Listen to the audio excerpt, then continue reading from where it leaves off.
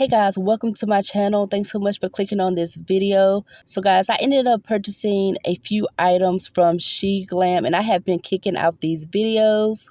So as you saw by the title of this video, I'm going to be doing a first impressions on their loose setting powder. I do have two for this video, so please stay tuned. So guys, the two setting powders is the Baked Glow powder and then it is the Insta-Ready 2-in-1 powder. So the Baked Glow that is in the black jar and then the Insta-Ready that is in the orange jar. So as you're going to see on my face, the Insta-Ready powder is actually a little bit warmer than the other powder. And I ended up ordering the darkest shade of that powder just because I did not know how the shades were going to hit.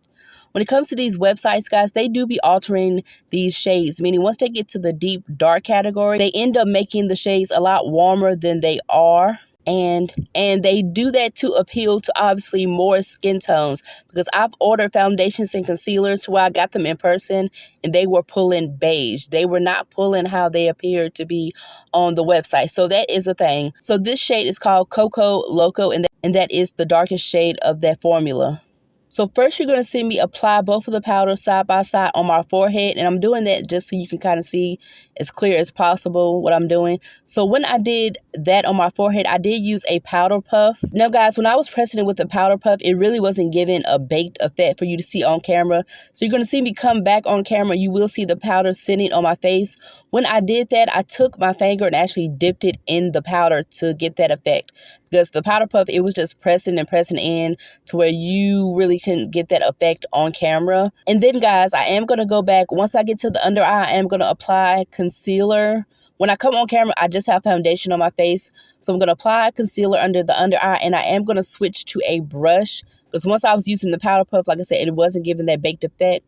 So I wanted to see obviously what the brush would do for the sake of, you know, the camera. So yeah, the brush really did the same thing. When you see me come back on camera and you see the powder sitting on top of my face, that is because I did the same thing. I took my finger and just dipped it and just tapped it in for the sake of you seeing it on camera. So guys, everything with this powder was just giving standard, decent quality powder. Like I said, it didn't feel heavy, didn't feel weird. It was finely milled. Guys, when it comes to the Insta-Ready powder, that is a 2-in-1 like I told you in the beginning of this video. So they give you a pressed powder and then they give you the loose powder. Now, as you guys are going to see, I'm going to swatch this on my skin. The pressed powder is way lighter than the loose powder. But the way they describe it on the website, when I looked at the description, they don't describe it as a highlighter and an all-over setting powder. They just describe it as a 2-in-1. Maybe that is what the intention of it's supposed to be. But as you guys are going to see, the pressed powder is drastically lighter than the loose powder. So I don't know what the purpose of that.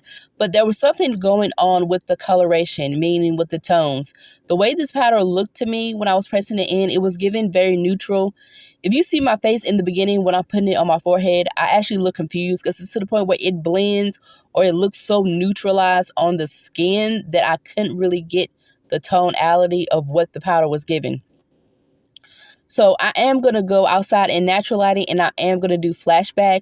So the only thing I can chalk this powder up to for my first impressions is that it's giving flashback. As you guys are going to see the way it looks in flashback, you can see the coloration, you can see the brightness.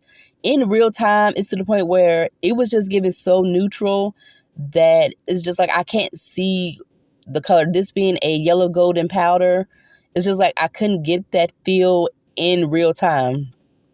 So yeah, you guys are going to see me show you in natural lighting. Then I'm going to go to the darkest part. You're going to see in my apartment when I do that flashback test, it is dark.